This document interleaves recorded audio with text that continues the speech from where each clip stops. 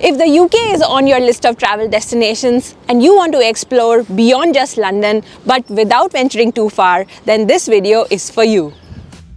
In this video, we are sharing 4 places in the UK ideal for a weekend getaway or a day trip from London. This covers a couple of historical small towns, a vibrant coastal city, and the charming English countryside. If you're new here, welcome. We are Sakshi, DJ, and little Pixie. We share our travel and vegetarian food explorations from London, the UK, and around the world, hoping you'll find your next food or travel inspiration here. So before we get into the destinations, just a disclaimer that this video is based on what we have personally explored so far. So consider this as part 1. As we explore more of this country, we might do a part 2 with a different set of destinations around London. The second thing I want to highlight is that we usually like to travel slow, and we did weekend trips to most of the destinations we are sharing in this video to experience them in a more relaxed pace. But many do day trips to these destinations as well, so you can plan according to what your time and budget can allow. Let's start with the vibrant coastal town of Brighton, situated about 50 miles from London. Now you can get there by train, bus or car. The train is the fastest way, which is what we opted for, and the train journey takes about 1 hour. The bus typically takes 3 hours, and by car you should get there in 2 to 2.5 hours. Now Brighton has a very laid-back vibe and there's a range of activities to enjoy. We'll give you the highlights here, but you can also watch our full vlog where we've covered the things to do, see and eat in a bit more detail. Brighton has a lovely stretch of beach to relax and take a dip in the water. Alongside the beach, there are many restaurants and bars, and the area is quite lively, especially in the evenings.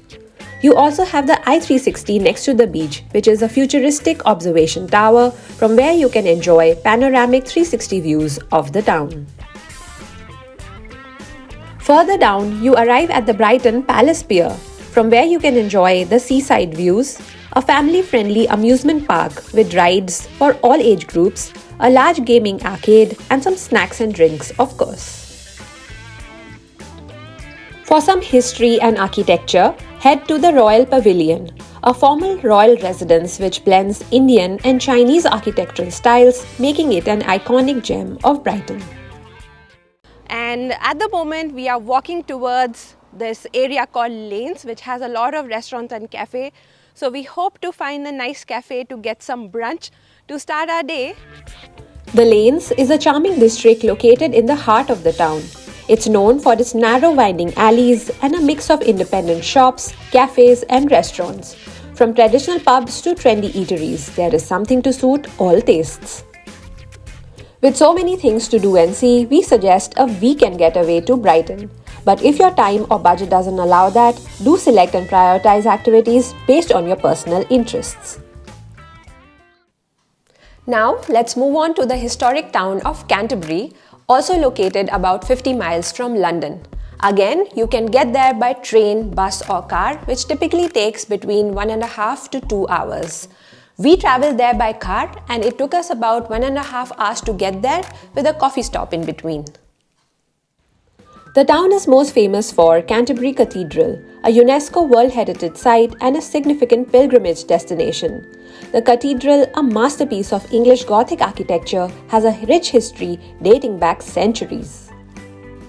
The town is also known for Geoffrey Chaucer's The Canterbury Tales, a collection of stories written in the 14th century which offers a glimpse into medieval life and society.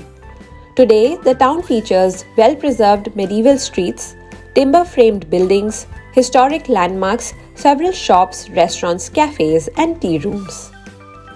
In fact, we had a very enjoyable afternoon tea experience here with our family in a tea room called the Moat Tea Rooms. Here we enjoyed traditional English tea with homemade sandwiches, cakes, scones, crumpets, and more. Our favorite activity, however, was to go punting on the River Stowe. This involves propelling a flat-bottom boat with a long pole, a leisurely and traditional activity in several British towns. We went with the Canterbury Punting Company, on a 45 minutes shared tour which offered a unique perspective and insights into city's history and landmarks. We went for a day trip to Canterbury, and we think spending a day here is good enough, given that all the main things to do, see and eat are within walking distance of each other.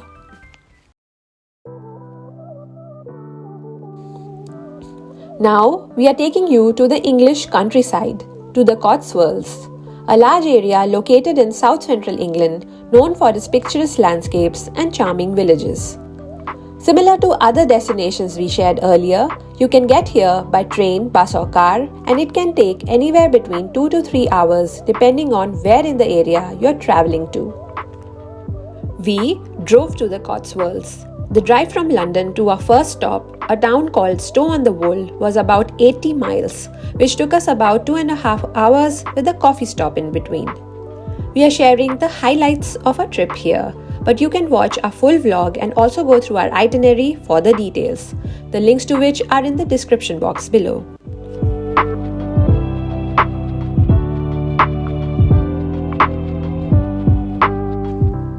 The highlights for us was a stay in a cozy cottage in the midst of the idyllic countryside, surrounded by farms that offered us unobstructed views of the area around. And also exploring the pretty village called Brighton on the Water, built on the banks of River Windrush, which flows through its center. And we have just arrived at a village called Brighton on the Water. It's a very well-known, must-visit destination, and we are so looking forward to exploring more. And visiting the Birdland Park, which is a wildlife park that is home to a variety of bird species. Our little one had a great time here. She was really excited to see the penguins and the colorful flamingos, especially the bright orange ones. We also loved spending time at the Cotswold Farm Park. This is a working farm and a visitor center that offers an interactive and educational experience for all ages. Here we got the opportunity to get up close with several animals and also bought animal fodder and fed several animals through a chute, an activity that Pixie seemed to enjoy quite a lot as well. Besides this, there's a lot more to see and do in the Cotswolds. So we suggest a weekend trip to experience it more and enjoy the tranquil countryside. The last one we want to share today is the historic town of Bath. Situated around 100 miles from London, you can get here by train, bus or car. Taking the train is the fastest way, which is what we did, and it took us about 1.5 hours to get there. The city's name is derived from the Roman-built baths, which are among the best preserved ancient baths in the world. The Roman Baths complex includes the Great Bath, hot and cold bathing rooms, and a well-preserved temple. You can go in here and view these, but you cannot bathe in here. If you do want to bathe in the mineral-rich natural waters, then you can visit the Thermae Bath Spa, a modern spa complex located in this town. Now, children under 12 are not allowed here, so unfortunately we couldn't visit with our little one, but this is a very popular to-do when in Bath. Other than this, Bath is known for well-preserved Georgian architecture. In fact, the city's entire center is a UNESCO World Heritage Site. You can take in the sights and several landmarks just by walking around town. We also enjoyed a relaxed afternoon tea when we needed a break from walking around. We tried the Bath bun, which originated here, which is a bun topped with some fruit, raisins and sugar glaze. And of course, we had some scones and cake with some traditional English tea to unwind for a while.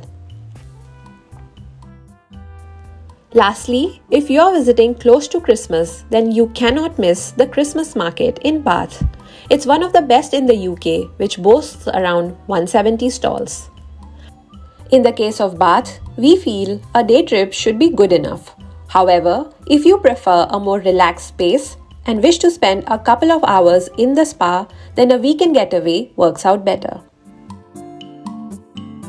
So that's it for now. Thanks for watching and we hope this was useful. Don't forget to check out our other videos from the UK and beyond, and until next time, take care and see you soon.